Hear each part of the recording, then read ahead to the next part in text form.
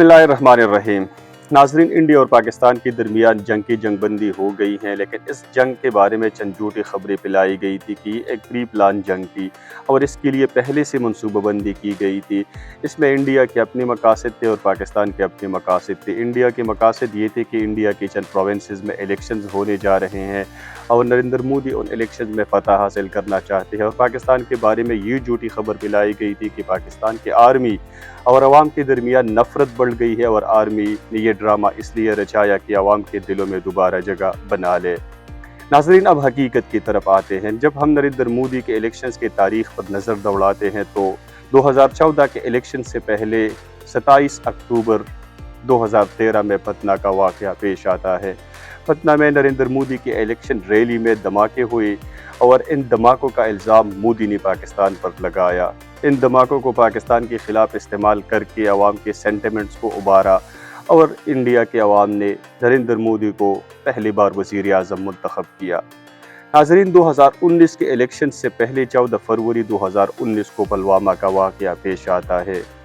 Srinagar highway पर एक van जा रही थी जिसमें इंडिया के सिक्योरिटी पर्सनल मौजूद थे और इस पर एक खुदकश हमला हुआ। इस हमले के नतीजे में इंडिया के 44 या 45 सिक्योरिटी पर्सनल हलाक हुए और इंडिया ने इसका इल्ज़ाम भी पाकिस्तान पर लगाया। 25 और 26 फरवरी की रात इंडिया ने सर्जिकल स्ट्राइक्स किए और नरेंद्र मोदी की हुकूमत ने दावा किया कि हमने पाकिस्तान के 400 दहशतगर्द मारे हैं। हालांकि उस हमले में, उन स्ट्राइक्स में एक शख्स की भी हलाकत नहीं हुई थी।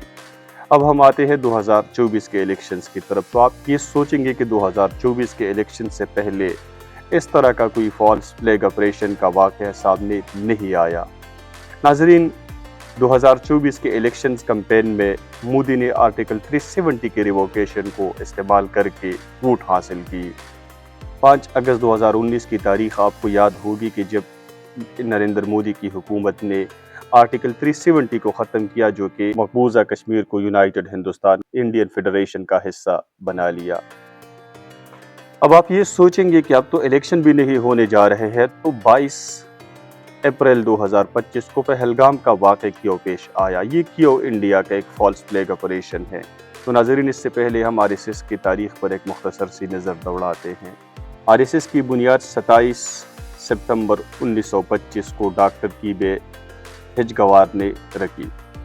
डॉक्टर साहब इटली की फाशिज्म से मुतासर हुए थे और वो चाहते थे कि हिंदुस्तान सिर्फ हिंदूज के लिए हो और यहाँ पे सिर्फ हिंदुइज़्म का मज़हब हो, बाकी मज़ाहिब का यहाँ से खात्मा हो।